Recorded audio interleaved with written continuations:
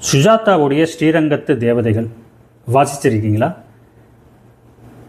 தன்னுடைய இளமை காலத்தில் ஸ்ரீரங்கம் எப்படி இருந்தது, அங்கே தான் சந்தித்த மனிதர்கள், தன்னுடைய வித்தியாசமான அனுபவங்கள், இது எல்லாத்தையுமே ரொம்பவும் அழகாக சுஜாதா எழுதியிருப்பார். அந்த காலத்து ஸ்ரீரங்கத்தை இந்த காலத்தில் நம்ம கண் முன்னால் கொண்டு காமிச்சிருப்பார். சுஜாதா எனக்கு மிகவும் விருப்பமான எழுத்தாளர். அதுவும் இந்த ஸ்ரீரங்கத்து தேவதைகள்ங்கிற புத்தகம் எனக்கு மிகவும் விருப்பமானது. கிட்டத்தட்ட அதே மாதிரியான ஒரு முயற்சி தான் என்னுடைய முயற்சி. மதராஸ் மாந்தர்கள் அப்படிங்கிற சிறுகதை தொகுப்பு போன வருஷம் நான் எழுதினேன்.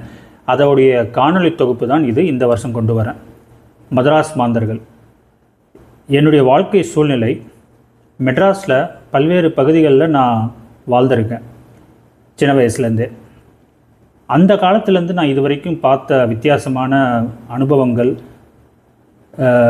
சுவாரஸ்யமான மனிதர்கள், அந்த காலத்தில் மெட்ராஸ் எப்படி இருந்தது, அந்த பகுதிகள் எப்படி இருந்தது, அங்கே என்னெல்லாம் நடந்துகிட்டு இருந்தது, அப்போ இருந்த கட்டடங்கள்லாம் இப்போது இருக்காது, அப்போது நாம் ஒரு பகுதியை எப்படி பார்த்தோமோ அதை இப்போ பார்க்க முடியாது. இந்த மாதிரியான நிறைய விஷயங்களை ஒரு சிறுகதை தொகுப்பாக என்னுடைய பாணியில் எழுதியிருக்கிறது தான் மதராஸ் மாந்தர்கள்.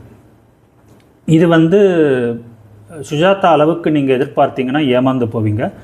ஏன்னா இதை எழுதினதுன்னா அதனால் கொஞ்சம் சுமாராக தான் இருக்கும். ஆனால் என்னுடைய அனுபவத்தை உணர்வு பூர்வமாக எழுதுறதுக்கு நான் முயற்சி பண்ணியிருக்கேன். இது சரி, அது தப்பு, இது நியாயம், அது அநியாயம், இப்படி தான் செய்யணும், அப்படி செய்யக்கூடாது, அந்த மாதிரிலாம் நான் சொல்ல விருப்பப்படலை. ஆனால் என்னை பொறுத்த வரைக்கும் 2 வகையான மனிதர்கள் இருக்காங்க. இதில் எந்த வகையான மனிதர்கள் நியாயமானவங்க, எது தப்பான விஷயம் அப்படின்லாம் நான் சொல்ல விருப்பப்படலை. அந்த 2 வகையான மனிதர்கள் யார் யாருன்னா, முதல் வகை மனிதர்கள் சுயநலவாதிகள். பணம் மட்டுமே பிரதானம் அப்படின்னு நினைக்கிறவங்க. தான் நல்லா இருக்கணுங்கிறதுக்காக என்ன வேணால் செய்யறதுக்கு தயங்க மாட்டாங்க.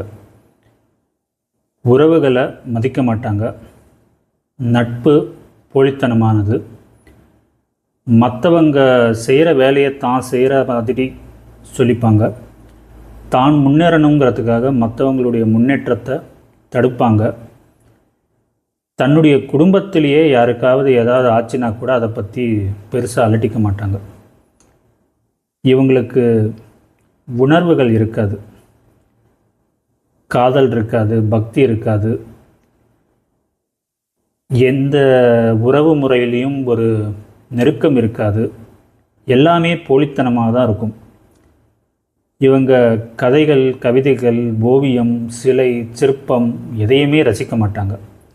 இந்த மாதிரி ஆட்கள் எந்த ஊரில் வேணால் இருக்கலாம், அவங்களுக்கு ரொம்ப வித்தியாசம் இருக்காது. ஒரு ஊரை விட்டு இன்னொரு ஊருக்கு போகும்போது அவங்க மனசில் எந்த விதமான நெருடலும் இருக்காது. ஒரே ஊரில் ஒரு பகுதியையோ ஒரு வீட்டையோ விட்டுட்டு இன்னொரு பகுதிக்கோ இன்னொரு வீட்டுக்கோ போகும்போது கூட அவங்களுக்கு எதுவும் வித்தியாசமாக தெரியாது. ஏன்னா அவங்களுக்கு உணர்வே இருக்காது, உணர்ச்சியே கிடையாது. அது முதல் வகை மனிதர்கள். 2வது வகையான மனிதர்கள் உணர்ச்சி வயப்பட்டவர்கள். இவங்களுக்கு சுயநலம் கிடையாது. குடும்பத்து மேலே அதீதமான பாசம் உண்டு. தேசத்தின் மேலே அபிமானம் உண்டு. சமுதாயத்தின் மேலே அக்கறை உண்டு. பேர் தெரியாத இடத்துல யாருன்னே தெரியாத ஏதோ ஒரு ஆளுக்கு ஏதாவது ஒரு பிரச்சனைனா கூட இவங்க உதவணும்னு நினைப்பாங்க. இவங்களுக்கு எல்லாமே உணர்வுபூர்வமானது. காதலிக்க தெரிந்தவங்க, கலையை ரசிக்க தெரிஞ்சவங்க, காவியத்தை நுகரத் தெரிஞ்சவங்க,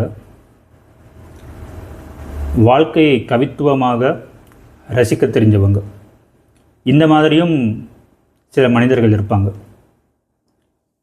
இந்த கதை தொகுப்பு அந்த 2வது வகை மனிதர்களை பற்றியது. நீங்கள் ஒருவேளை இந்த 2வது வகையை சேர்ந்தவங்களாக இருந்தால் நான் எழுதுகிற இந்த கதைகள் உங்களுக்கு புரியும். இந்த கதைகள் உங்களுக்கு பிடிச்சிருந்தால் வாழ்த்துங்க, பிடிக்கலைன்னா திட்டாதீங்க. நன்றி.